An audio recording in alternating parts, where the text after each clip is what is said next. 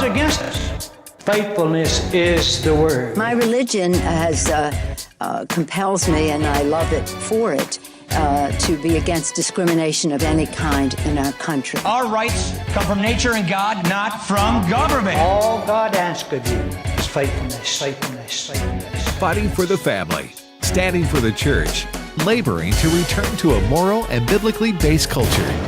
This is the American Family Association at AFA Today. And we welcome you to New York City. We are coming out from underneath the worst ice storm of the season. That's what we had yesterday, and it messed with us in a big way. And Kevin McCullough, glad to be back with you after being literally snowed into my house yesterday. Roads just not possible to even drive on. I mean, that's how messed up they were. But we've got a lot to get to today. The National Prayer Breakfast took place in Washington, D.C. The president said some stuff that I just want to try to understand what he's saying. Maybe you can help me do that. And we've also got some developments on something the president said on Monday when he said not a smidgen of corruption or anything out of the ordinary, unusual, et cetera, that not a smidgen of that was brought into the case for the IRS matter as it pertains to conservative and Christian groups. We'll give you the latest on all of this as we get straight ahead. Now, the last I heard, you were responding big time to our request to you to help India partners provide nights of safety for young kids in the sex trade and the human trafficking in India. And I want to just make mention of something. Someone wrote the AFA staff a couple of days ago and said, just curious what happens if you provide 5 days of safety. At the end of the 5 days, what happens to the child? They are not turned away, are they? And the answer is no, they're not turned away.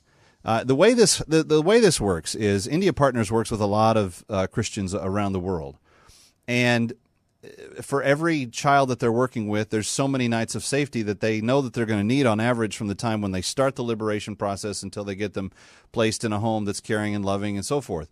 So there's this kind of per child expected need of how many nights, et cetera, et cetera. They take that total group of nights for all of the kids that they're going to try to be reaching in a single year's time, and then ask different groups to help them underwrite those nights of safety. So the amount that they've asked the AFA Today, AFR audience is 5,000 nights. That's going to cover a number of kids for more than whatever time is necessary. But no, they're not automatically turned out. If you can give 5 nights of safety for a gift of slightly over $35, $7 a night, you're not going to be then booting the child back out on the street. However, understand that the coming together of Christians from around the world is really important, and whatever you can do is going to make a huge difference. So please do not delay. Go to afr.net, click on the India Partners page. You can give a gift right there online. If you would choose rather to make the phone call, there's also a phone number there where you can call. But do what you can do right now, afr.net, afr.net. I've not seen today's latest numbers just yet, but we're working on that. And when I have those to you, again, the goal for all of AFA is 5,000 nights of safety in 2014. We're trying to get to that number. And you have warmly welcomed it, given the fact that I was gone yesterday because of the snow and some other things. I'm very pleased with how you've been responding. You just need to know there's urgency here. There's kids that are at risk, and the quicker that we can help them, the better their life will be. And so I don't want to delay that. AFR.net. Click on India Partners. AFR.net. Click on the India Partners button. It's real easy to spot when you're right there on the homepage. Okay, a couple of things. Here's a big chunk of news that I know you were waiting. You were just getting up this morning hoping that there would be some news on this front. But there is a new study that's been released. And for all the work that the administration and that certain governors of certain states and certain mayors of certain cities have gone to the nth degree to try to convince you that legalizing marijuana will not have any more detrimental effect than the legalization of alcohol. Which I will add, there are millions upon millions of people that consume alcohol in moderation, safely, et cetera, et cetera. Some people do it for reasons related to their faith. Some people do not, but whatever the case may be, the usage of alcohol worldwide, particularly wine and so forth, much higher than marijuana's penetration of the market will ever be. There are some deaths associated with drinking and driving. There are some deaths that occur from other accidents because of inebriation that occurs with that. Remember, marijuana is not yet legal except in 2 places in the United States. But according to a recent study, fatal car crashes involving pot have tripled in the U.S. Currently, 1 out of every 9 drivers involved in fatal crashes test positive for marijuana. Did you hear what I just said? You have 10 fatal car crashes. For every 10, at minimum, 1 of every 10 will be attributed to marijuana. This is according to researchers at Columbia University Mellman School of Public Health. Gathered the data from 6 states, California, Hawaii, Illinois, New Hampshire, Rhode Island, and West Virginia. They performed toxicology tests on drivers involved in fatal car accidents. The data included over 23,500 drivers that died within 1 hour of a crash between 1999 and 2010. They reported in the study that alcohol contributed to about 40% of traffic fatalities throughout the decade, but this would be about 10%. And remember, it's hardly legal anywhere. Hardly legal anywhere. Researchers also found that marijuana was the main drug involved in the increase. It contributed to 12% of fatal crashes compared to only 4% in 1999. So 12%, not even legal. Yeah, let's legalize it. Let's see how much better that gets. That's going to work out great, I'm sure, right? That's what they want you to think. Anyway, Kevin McCullough, glad you're with us. Look, the goal of what we do here is very simple.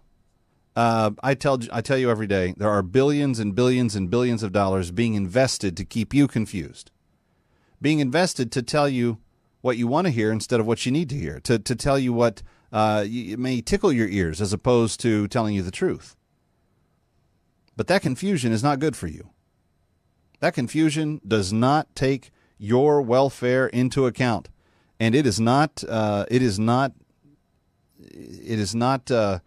designed to help you become a better person or have a better life. Not in any way possible. So what do we got to do? Well, in order to bust it up, and we do need to bust it up, what we need to do is obliterate that confusion, turn our head in the other direction, find truth, amplify that, and then pursue clarity. And that's why it's important, friend, when you have people like the president sit down with the anchor at Fox News, Bill O'Reilly, kind of the mainstay there, the heavyweight guy. It's important when they sit down in that situation to actually tell you the truth. And if you'll remember in the pre-Super Bowl interview, there was this back and forth where Bill O'Reilly attempted to get him to answer the question about the IRS scandal, and he said absolutely not a smidgen of corruption is involved. Absolutely not one single, and a smidgen is a little tiny bit, right? So he's saying it is pure, pure, pure. Not an ounce of no funny business at all. There's a lot of us that don't believe that the scenario could have even come about, except for the fact that there had to be some sort of coordination at the very least. So it's interesting that he said that for a couple of reasons. One, there's about 12 investigations that are still open into the matter. ACLJ, Jay Sekulow, some of the other ones that are from the outside. And then you've got government investigations going on from inside the halls of Congress and the halls of the White House.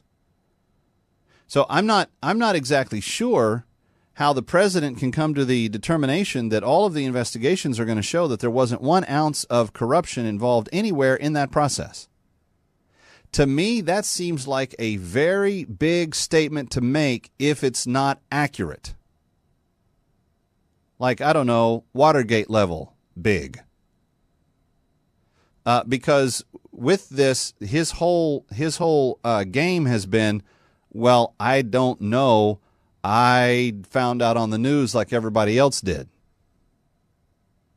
Yet he's telling Bill O'Reilly on the largest night of television watching in the universe, in the history of television, that it absolutely not a smidge of corruption was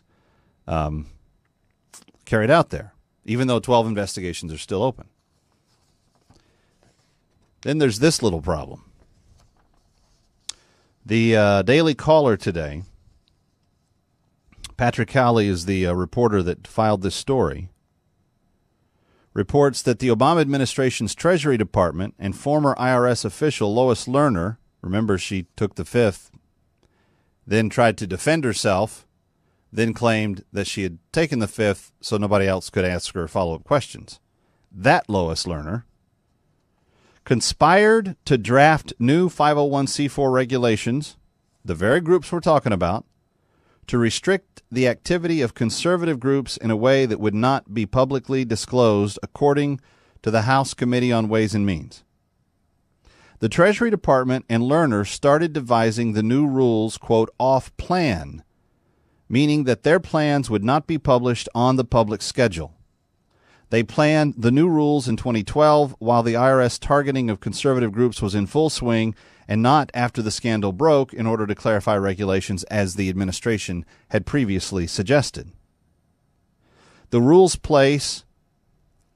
would place much more stringent controls on what would be considered political activity by the IRS, limiting the standard practices of a wide array of nonprofit groups. What does all this mean? What it means is that in today's Daily Caller website, marked actually yesterday at 2:10 p.m. on the 5th of February, that what they have reported is that a House committee is uncovering evidence that there were new rules being kept off book but put into place to specifically target conservative activity, conservative political activity with conservative 501c4 groups. Oh, by the way, that just happens to be the groups that were all targeted. Off the record, off book, off plan, secret, and devised specifically against conservative groups to restrict their political activity. Not a smidge, not a smudge, not a tiny little pinch of salt anywhere in this, Mr. President? None?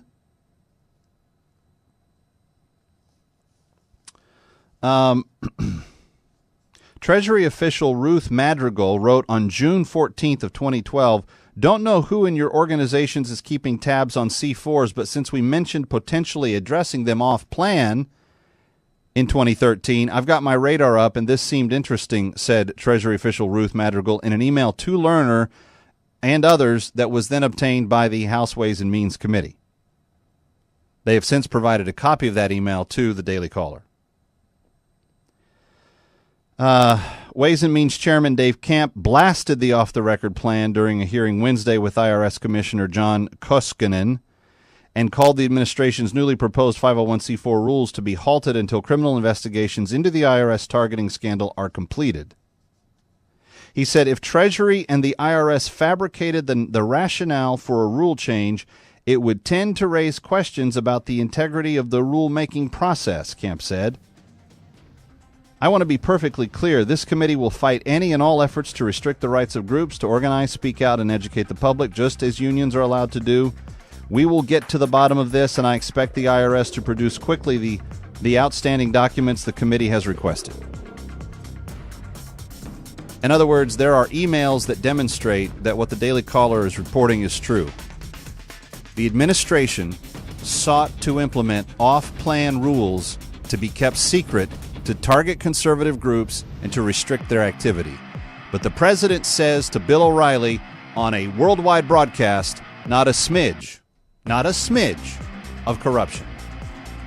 888-589-8840. Your call's next. 888-589-8840. I'm Kevin McCullough. This is AFA Today on AFR Talk.